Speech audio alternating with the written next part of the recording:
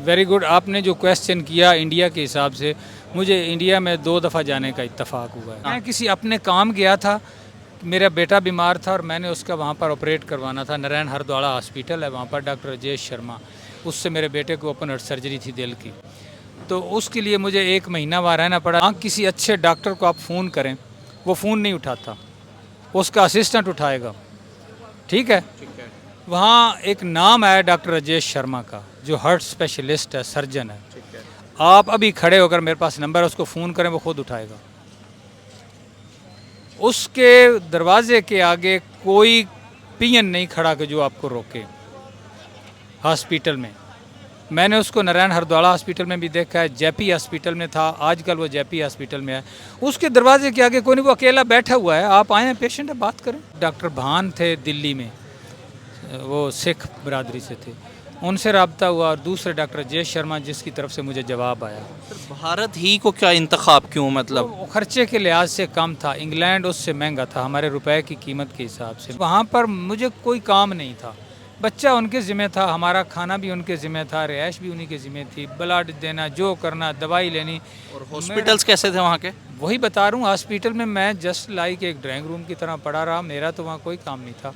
Medical की treatment है, दवाई कहाँ से लेनी है, क्या करनी, मेरा उनके साथ एक पैकेज मुकर्रर था, उसमें खून ब्लड वो उन्होंने देना। मुझे नहीं पता कि उनका कहाँ पे फार्मेसी है, क्या है, ना मैं कभी लेने गया हूँ। उनका अपना अमला ही दवाई लेके आता था। क्या बात है। खून का, ब्लड का अरेंजमेंट भी उन्होंने किया। मैं तो वहाँ पर जस्ट लाइक जैसे कोई मेहमान होता है, मियाँ बीवी हम दोनों साथ थे। हाई सादगी है वहाँ पर। आप किसी भी बंदे को, कोई प्रोफेसर है, कोई डॉक्टर है, जिससे आप मिलें, वो आपको अच्छे तरीके से ट्रीट करता है।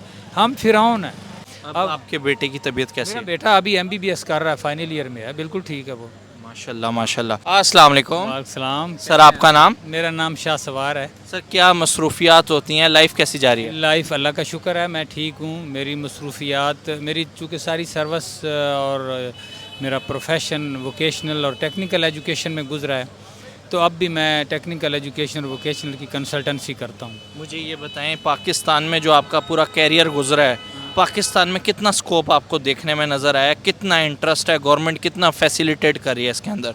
एक्चुअली जितना वोकेशनल है ना शोबा और टेक्निकल एजुकेशन, इस पूरे मुल्क की इकॉनमी बैकबोन जो है वो इसी पे बेस करती है, और गवर्नमेंट इसको बेतहाशा पैसा दे रही है। मैं ये कभी नहीं कहूँगा कि हुकूमत ने इसको पैसा नहीं दिया। एक इदारा है पंजाब वोकेशनल ट्रेनिंग काउंसिल, एक इदारा है technical education and vocational training authority, एक नेशनल ट्रेनिंग ब्यूरो है, और इसी तरह से PSDF Punjab skill development fund है।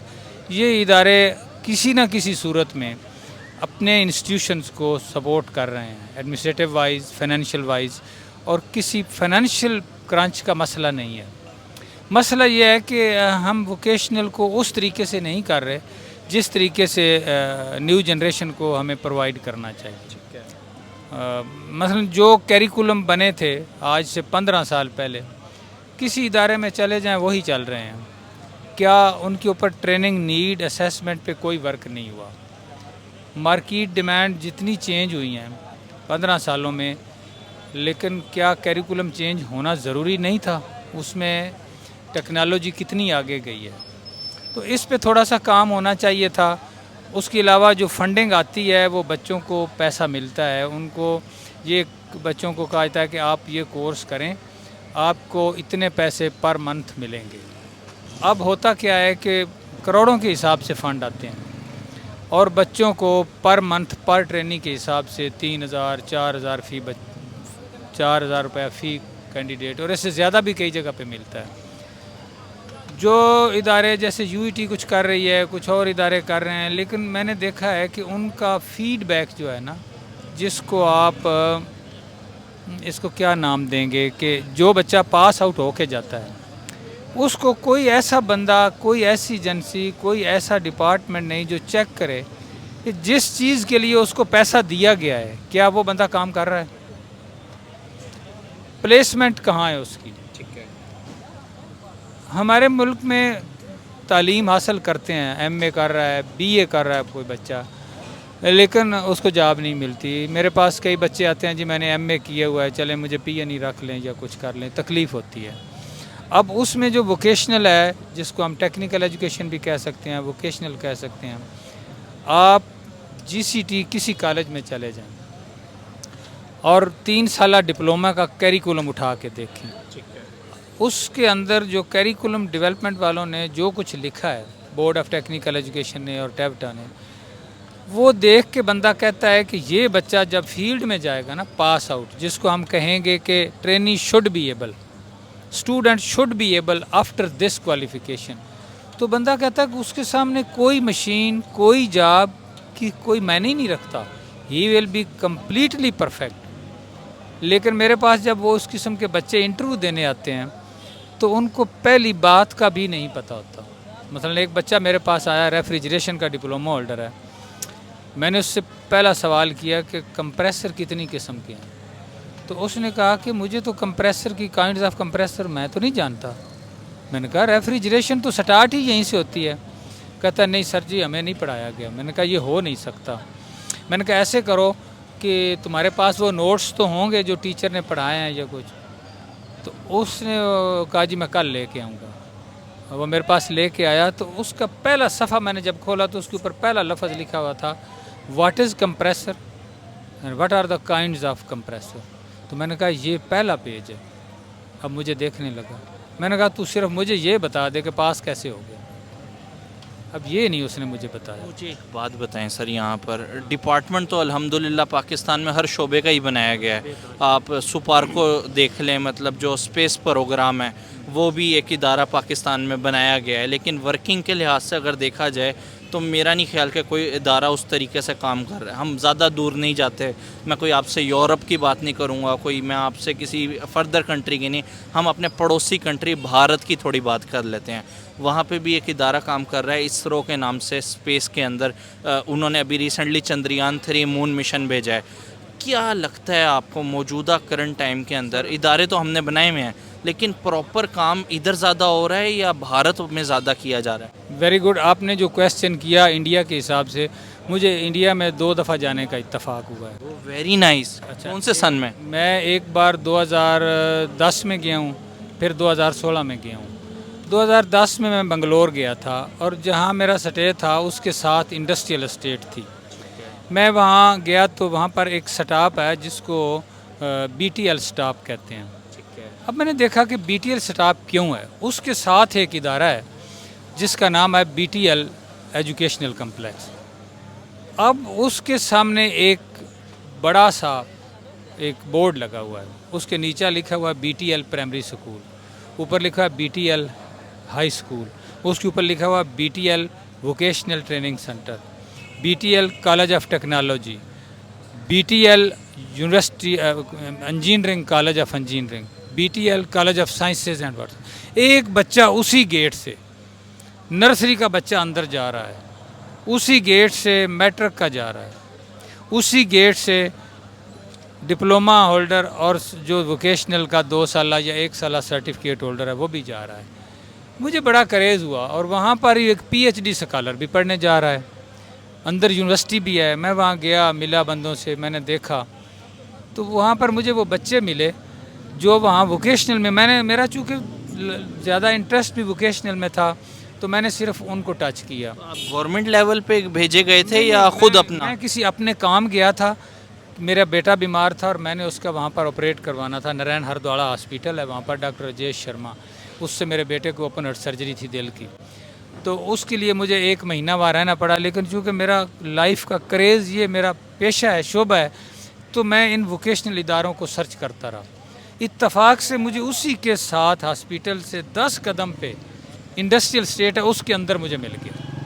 और उन्होंने ये सारे इंस्टीट्यूट अपने इंडस्ट्रियल स्टेट में बनाए हुए हैं। हमारे इंस्टीट्यूट गुलबर्ग, मॉडल टाउन और बड़े बड़े पोश एरिया में हैं। और दावा हम करते हैं कि जी ये गरीब बच्चों के लिए है। वो गरीब वहाँ पहुँचता कैसे? आपने ऑपरेट जो है वो 2010 में करवाया, 2016 में? 2010 में भी करवाया था, फिर 2016 में दोबारा मैं एक बार चेकअप के लिए ले गया था। सर वो ट्रीटमेंट पाकिस्तान में नहीं, मैं मतलब अभी वोकेशनल की बात आपसे करूँगा। अब वो बच्चे वहाँ पर जो ट्रेनिंग ले रहे थे, उनसे मैंने कहा कि तुम कैसे करते हो? उन्होंने कहा कि हमारा 80-20 रेशो है थ्योरी और प्रैक्टिकल की, और वो पाकिस्तान में भी यही है, पूरी वर्ल्ड में। ठीक है। 20% हम थ्योरी पढ़ते हैं, 80% जो है वो हम इंडस्ट्री में जाके काम करते हैं। टीचर हमें इंस्ट्रक्शन दे देता है, हम मुख्तलिफ़ फैक्ट्रीज़ में हमें जॉब अलाट हो जाता है, हम वहाँ पर काम करते हैं और फैक्ट्री वाले हमें पर डे के हिसाब से पैसे भी देते हैं और हम उनका काम करते हैं और वो हमें सिखाते भी हैं। उस पैसे से हम इंस्टीट्यूट को फ़ीस देते हैं। अब ज़रा सोचते जाना इस बात को, हम उससे फ़ीस देते हैं इदारे को और अपना ख़र्चा भी उसी में से निकलता है और हमारे पास पैसे कुछ बच भी जाते हैं। ये भारत की बात बता, भारत की बात, बंगलोर की BTL की बता रहा हूँ मैं, बंगलोर या उनका सूबा है। अब यहाँ पर जितना ज़कात का पैसा आता है, जो फंडिंग आती है वो हम बच्चों को देते हैं, वो लगे हुए हैं ज़कात के फ़ंड खाने में। जिसको पता चलता है कि मुझे 3000 महीना मिलेगा, नौकरी तो है कोई नहीं, वो कहता है चल कुछ भी ना करो दाखिला तो लो, चाहे उसका इंटरेस्ट है या नहीं है, वो नंबर गेम चलती रहती है। आउटपुट पे आप देखें कि आप प्लेसमेंट सर्वे करवा ले कोई, यहाँ पर 20% बच्चे आपको मिलेंगे जो अपने जॉब पे होंगे, 80% सिर्फ इस चक्कर के लिए कि हमें पैसा मिल रहा है 3000 महीना, वो खा के एक तरफ हो जाता है। सर मुझे एक बात बताएं, यहाँ पे जब आप 2016 में गए थे, कितना फ़र्क आपने फ़ील किया पाकिस्तान में और भारत के लाइफस्टाइल के अंदर, वहाँ के इन्वायरमेंट के अंदर, और स्पेशली वहाँ में रहने वाले लोगों और इधर के रहने वाले लोगों में? बड़ा फ़र्क है। मैं आपको एक बताता हूँ, यहाँ किसी अच्छे डॉक्टर को आप फ़ोन करें, वो फ़ोन नहीं उठाता, उसका असिस्टेंट उठाएगा, ठीक है। वहाँ एक नाम है डॉक्टर राजेश शर्मा का, जो हार्ट स्पेशलिस्ट है, सर्जन है। आप अभी खड़े होकर, मेरे पास नंबर है, उसको फ़ोन करें, वो खुद उठाएगा। उसके दरवाजे के आगे कोई पियन नहीं खड़ा कि जो आपको रोके। हॉस्पिटल में मैंने उसको नारायण हरदौला हॉस्पिटल में भी देखा है, जेपी हॉस्पिटल में था, आजकल वो जेपी हॉस्पिटल में है। उसके दरवाजे के आगे कोई नहीं, वो अकेला बैठा हुआ है। आप आए हैं, पेशेंट है, बात करें। यहाँ आप जाके दिखाएं किसी डॉक्टर के दरवाजे के आगे कि आपने चेकअप करवाना है, आपको टाइम मिलेगा, वो टाइम वो भी देता है। उसकी एक है लड़की वजह कुमारी, जिसको हम फ़ोन करते हैं, वो उठाती है, टाइम देती है, ईमेल का जवाब देती है। लेकिन इस तरह नहीं है कि जो आया तो उसको हटा दिया, धक्के दिए। वहाँ पर बड़ा सिस्टम था। अब आपके बेटे की तबीयत कैसी मेरा है? बेटा अभी MBBS कर रहा है, फाइनल ईयर में है, बिल्कुल ठीक है वो। माशाल्लाह माशाल्लाह। मुझे ये बताएं, जो ट्रीटमेंट वहाँ से करवाया, वो क्या पाकिस्तान में वो टेक्नोलॉजी थी ही नहीं? मतलब वो चीज़ें पाकिस्तान में ट्रीटमेंट के लिए नहीं थी? मैं 1-2 हॉस्पिटल में गया, एंजियोग्राफी तो मैंने यहीं से करवाई थी। डॉक्टर मसूद सादक साहब हैं, बड़े काबिल आदमी हैं। मैंने पंजाब इंस्टीट्यूट ऑफ कार्डियोलॉजी से करवाया था। लेकिन जब मैंने PIC में कोशिश की तो वहाँ पर वो फैसिलिटीज़ नहीं थी, मेरा ज़हन मुतमईन नहीं हुआ।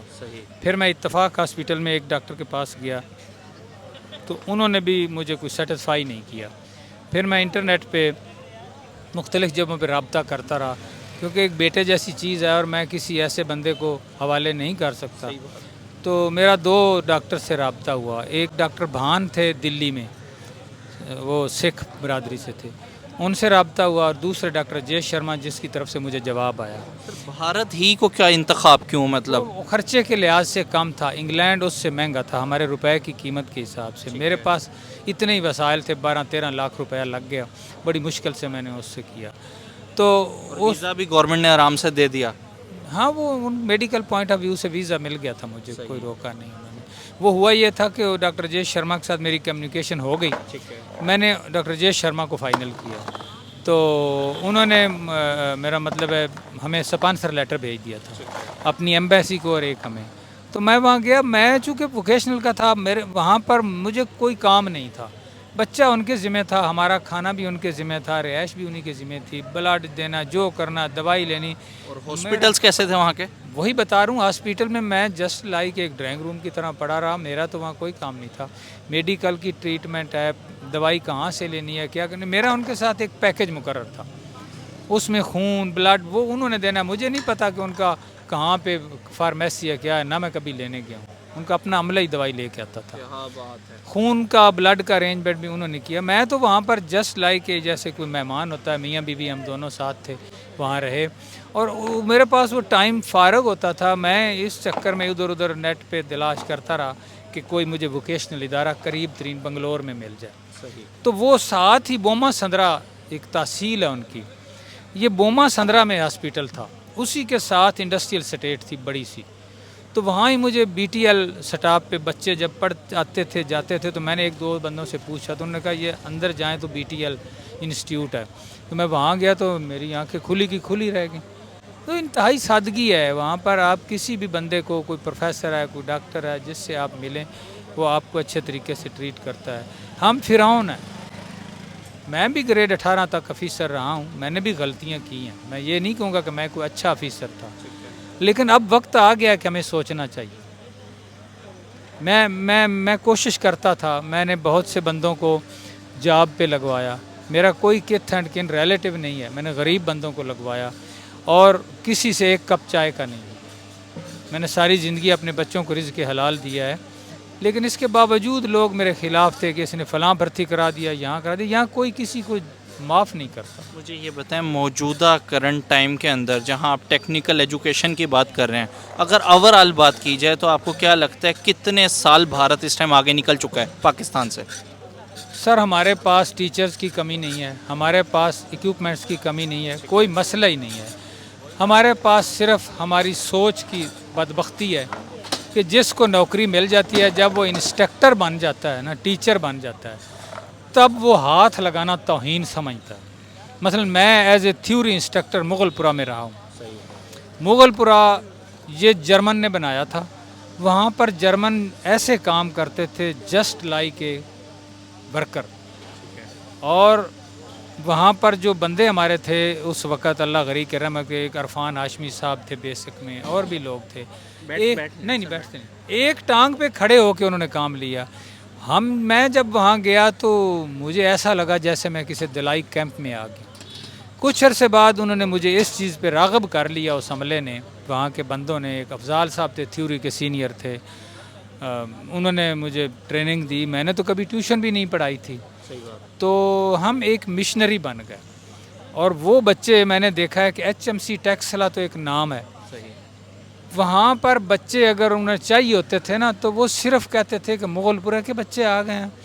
उनका इंटरव्यू नहीं होता था, बस मुगलपुरे का सर्टिफिकेट का चाहिए। और एक बार जब फ्लड आया था बेतहाशा 1987 या 88 में तो उन्हें बच्चे चाहिए थे। HMC में स्टाफ की कमी हो गई, तो एक उनका वर्क्स मैनेजर था नातक साहब। मैं उस वक़्त इंस्ट्रक्टर थ्योरी था वहाँ पर, और वो बाई एयर लाहौर पहुँचा मुगलपुरा में। यहाँ से बच्चे फर्स्ट डिवीज़न जितने थे सारे कलेक्ट किए, 15-20 बच्चे, उनको वहीं पर अपॉइंटमेंट आर्डर दिए और हवाई जहाज़ बैठ के चला गया। कहता जब बारिश का मौसम सेट हो जाए, सड़कें खुल जाएं, तो आप HMC आ जाना, आपकी रिहाइश और जॉब का स्टार्ट हो गया। ये बात थी। अब आप मुगलपुरा जाके देखें, मेरे रोना आता है इस चीज़ से। जिससे पूछे टीचर तौहीन समझते हैं। मैंने BOC में काम किया, ब्रिटिश ऑक्सीजन कंपनी में, हाथ से काम किया। वहाँ पर गोरे थे, मुकद्दर हुसैन साहब थे, चीफ इंजीनियर थे, और लोग थे। मैंने उनसे बड़ी उनकी शागिर्दी में काम सीखा। गैस फील्ड में ऑक्सीजन प्लांट पे काम किया, एस्टिलीन प्लांट पे काम किया। बात बताएं, यहाँ पे बहुत सारी कंट्रीज़ है जहाँ पे मेडिकल का जो ट्रीटमेंट है वो बहुत अच्छा होता है, उसमें इंग्लैंड भी है। लेकिन जब हम फार्मेसी ऑफ द वर्ल्ड का नाम लेते हैं तो स्पेसिफिक भारत ही को फार्मेसी ऑफ द वर्ल्ड के नाम से जाना जाता है।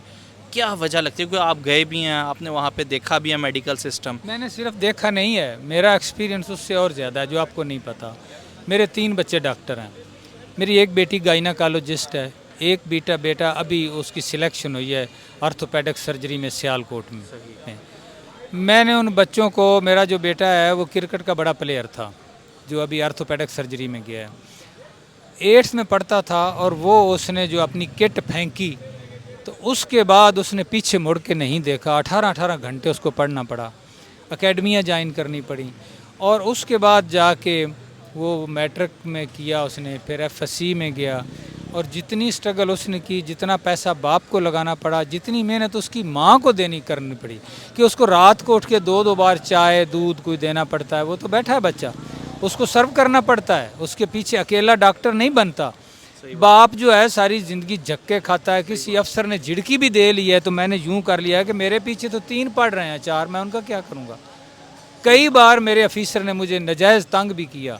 मैं आज इस फोरम पे बता रहा हूँ कि मैंने खामोशी इसलिए अख्तियार की कि के मेरे बच्चे पढ़ रहे हैं, मैं 1 महीने की भी तनख्वाह नहीं आएगी तो मैं अपने बेटे को कहाँ से दूंगा, उसकी एजुकेशन डिस्टर्ब होगी।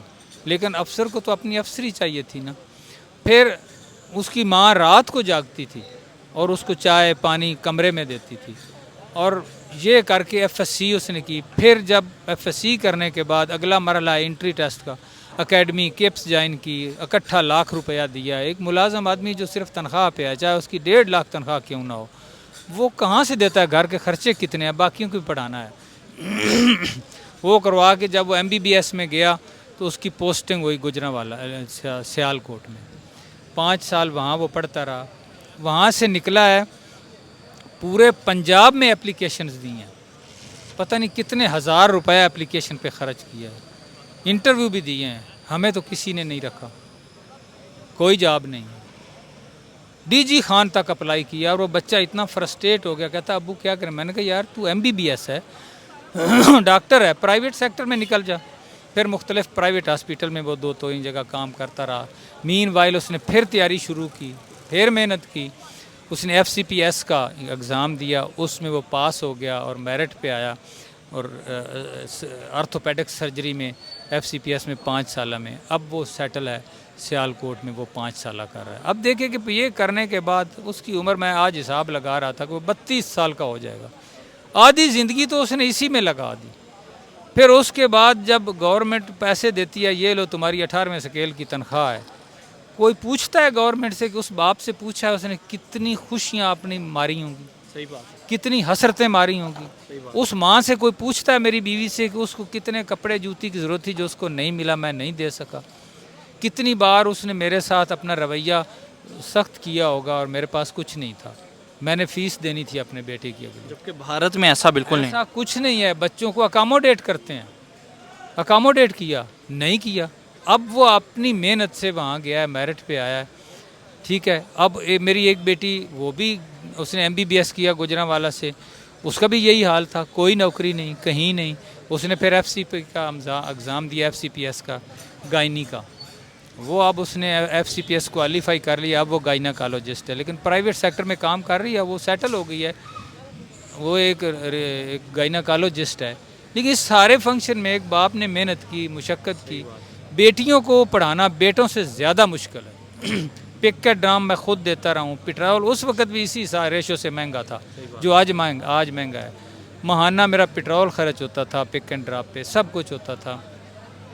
मेरे एक दोस्त थे आतिफ साहब, वो अक्सर मुझे ले कहते यार तू अच्छे कपड़े क्यों नहीं पहनता। मैंने कहा यार मेरे पास इतना ही वसाइल होते हैं, मैं नहीं पहन सकता। बस ठीक है, मैंने पहने हुए हैं। तो उनके बच्चे अभी नर्सरी वगैरह में थे। अब चंद दिन पहले मुझे मिला है तो कहता है शाह जी अब मेरा भी वही हाल है जो आपका था। मैंने कहा वो कैसे? कहता अब मैं भी शर्ट नहीं लेता, कहता हूँ 6 महीने और निकाल लेता हूँ, क्योंकि मेरा एक बेटा इंजीनियरिंग कर रहा है, दूसरा भी MSc में है, तो मैंने उनको फ़ीस देनी होती है। तो ये एक मुश्किल मरहला है। वो बेटा तो पढ़ ही रहा है, हम बेटे को नहीं बताता था मैं कि मेरे पास पैसे नहीं है, ठीक है। तो ये एक बड़ी दर्दनाक कहानी है। मेडिकल के अंदर पाकिस्तान को भारत का मॉड्यूल फॉलो करना चाहिए। सर बच्चों में कोई कमी नहीं है, डॉक्टर बड़ी मेहनत करते हैं, सही। उसके बाद उनको फैसिलिटेट नहीं किया जाता। सरकार उस तरह फैसिलिटेट यहाँ की नहीं करती। अब दूसरी शोबे पे आ जाए, इंजीनियरिंग में, ये तो मेरे बच्चों का एक्सपीरियंस है। डिप्लोमा के बाद एक इन्होंने डिग्री शुरू की थी B.Tech, भट्टो के दौर में शुरू हुई थी, और वो डिग्री भट्टो ने शुरू इसलिए की थी कि इंडिया में वो वैलिड थी, चल रही थी B.Tech की डिग्री। बरतानिया में चल रही है, जर्मनी में चल रही है। हमारे यहाँ एक मसला बन गया कि इंजीनियर्स ने कहा कि क्यों ये आ रहे हैं, BSc इंजीनियर करो, B.Tech कोई डिग्री है। इंजीनियरिंग काउंसिल ने कहा हम इसको रजिस्टर्ड ही नहीं करते। अब जितने B.Tech थे वो बेचारे इनके रहमो करम पे थे। मैंने खुद B.Tech ऑनर किया है, रात की ड्यूटियां दे के दिन को पढ़ के किया है। मैंने UET से जो 2 साल आखिरी थे उसमें मैंने टॉप 10 स्टूडेंट का टैलेंट स्कॉलरशिप लिया है, 400 रुपया पर मंथ मुझे मिलता था। मैंने 90 में क्लियर कर ली थी B.Tech ऑनर की डिग्री 4 साल। जब मैं फील्ड में गया तो इंटरव्यू जहाँ जाए वो कहती इंजीनियरिंग काउंसिल की रजिस्ट्रेशन लाओ। अब हमें तो वो करते नहीं थे। एक सीट आई पंजाब पब्लिक सर्विस कमीशन की, उन्होंने मांगा कि डिप्लोमा होल्डर हो, B.Tech ऑनर हो, B.Tech हो, BSc इंजीनियर हो, सब आए। उन्होंने सब कैटेगरी को लिया, आप इमेजिन करेंगे 3 बच्चे सिलेक्ट हुए। बल्कि इससे पहले मैं आपको मज़ का खेज़ बताता हूँ कि ये सिविल लाइन में एग्ज़ाम हुआ, रिटन टेस्ट हुआ, वहाँ पर उन्होंने जो क्वेश्चन दिए, मेजॉरिटी ऑफ इंजीनियर उन क्वेश्चन को जानते ही नहीं थे। हमने वो किए, 21 या 22 लड़के रिटन टेस्ट में क्वालिफाई उन्होंने किया, उसमें मेरा भी नाम था और भी कुछ दोस्त थे।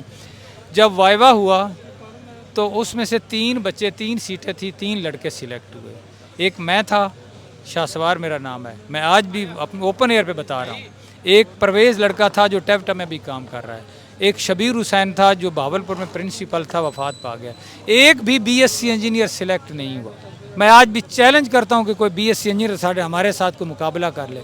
सिर्फ एक मिनापली बनाई है बीएससी इंजीनियर ने, उसके बाद अब फड्डा डाला हुआ। अभी तक मैं बूढ़ा हो गया हूँ, 65 साल का हो गया हूँ, अभी तक वो मसला पाकिस्तान से हल नहीं हुआ। नवाज शरीफ के सब के मामलात 1 साल में सारे रूल्स रेगुलेशन असम्बली से पास हो गए हैं, लेकिन बीटेक का नहीं हल हुआ। टेक्नोलॉजी काउंसिल नहीं बना दी। अब टेक्नोलॉजी काउंसिल का केस साल से पड़ा हुआ है असम्बली में, वो पास नहीं हो रहा। जब तक वो पास नहीं होता वो फील्ड में नौकरी के लिए ना हल है। पता नहीं मैसेज देना चाहेंगे सर? मैं ये कह रहा हूँ, मेरा लास्ट मैसेज है हुकूमत को कि ये जो मिनापली बीएससी इंजीनियर ने बनाई है, बनाएं, ओपन मार्केट में आएँ, बाहर देखें इंडिया में उसका क्या स्टेटस है। People prefer BTech as compare to BSc engineer. वो लोग आगे निकल गए हैं टेक्नोलॉजी में, उन्हीं से सीख लेना चाहिए। जब बात करते हैं टेक्नोलॉजी की, बात करते हैं इंजीनियरिंग की, कितने बंदे बात करते हैं। टेक्नोलॉजिस्ट को हमने निप किया हुआ है, कोई आगे जा ही नहीं सकता। सही बात। इंजीनियर्स को, मैं इंजीनियर के ख़िलाफ़ नहीं हूँ, उनका अपना फील्ड है, टेक्नोलॉजिस्ट का अपना फील्ड है। ठीक है, अगर टेक्नोलॉजिस्ट इस काबिल थे तो इंडिया ने, बरतानिया ने, बाकी ममालिक ने इनको चलाया हुआ है और अच्छे तरीके से अपना काम कर रहे हैं। एक और क्वेश्चन मैं यहाँ करूँगा। मैं बीटेक ऑनर था और वाहिद आदमी था पीवीटीसी में। वहाँ पर बीटेक ऑनर के लिए, एमबीए के लिए, बीएससी इंजीनियर के लिए प्रिंसिपल की सीट के लिए प्रमोशन का रास्ता था। प्रिंसिपल से आगे एरिया मैनेजर के लिए और एरिया मैनेजर से आगे रीजनल मैनेजर के लिए। मैं एरिया मैनेजर था। पहला बंदा पीवीटीसी की तारीख में बीएससी इंजीनियर आया है, मिस्टर अमजद साहब। उन्होंने सबसे पहला काम ये किया है कि BTech honour is not allowed to appear in the promotion. वो डिग्री हमें नहीं चाहिए। कोई बंदा आपके फोरम से उससे पूछे कि तेरे पास क्या इस चीज़ का जस्टिफिकेशन है। एक टेक्निकल इदारे को टेक्नोलॉजिस्ट चाहिए या एक एमबीए चाहिए, एक बीएससी इंजीनियर चाहिए। मेरे सामने खड़ा होकर वो बात करे, जस्टिफाई करे, सिर्फ उस एमडीए की कुर्सी पे, और वो भी वहाँ पर पता नहीं कितनी सियासतों से वो आया है, उसकी अपनी एमबीए की डिग्री जेल ली है। मैं चैलेंज करता हूँ, उसके ऊपर ऑब्जर्वेशन लगी हुई है और वो ऑब्जर्वेशन एजी ऑफिस ने लगाई है, ऑडिट पैरा है, लेकिन अपने रिसोर्सेज की वजह से वो दबा के बैठा है और कोई उसको पूछने वाला नहीं है। कोई पूछने वाला नहीं है उसको कि तूने इस इदारे में टेक्नोलॉजिस्ट का राबता और रास्ता ही मुनक़ता कर दिया। इसी वजह से वो इदारा तबाह हुआ पड़ा है। कोई बंदा वहाँ विज़िट करे, जो हालात उस इदारे के इस एमडी ने कर दिए हैं, तबाही के दहाने पे है, फंडिंग पे, एडमिनिस्ट्रेटिव वाइज, हर चीज़ से। उसको खुद आता जाता कुछ नहीं, उसने बीएससी इंजीनियर किया, वो इंजीनियरिंग के स्पेलिंग नहीं लिख सकता। मैं उसको इस फोरम पे चैलेंज करता हूँ कि मेरे साथ, जैसे वो मौलवी कहते हैं ना, मुनाजरा करे मेरे साथ मुनाजरा। मैंने पढ़ के की है इंजीनियरिंग। मैं रात को बीओसी में, ब्रिटिश ऑक्सीजन कंपनी में रात को जागता था, दिन को 8 बजे जाता था। ठीक है, मशीन डिज़ाइन में मैंने 3 बार सप्ली ली। अब मैं किसी इदारे में एज ए विजिटिंग लेक्चरर जाता हूँ तो मैं 2000 रुपया घंटे का लेता हूँ। Thank you so much. मैंने मेहनत की है, काम किया है, मैंने अपने बच्चों पे मेहनत की है।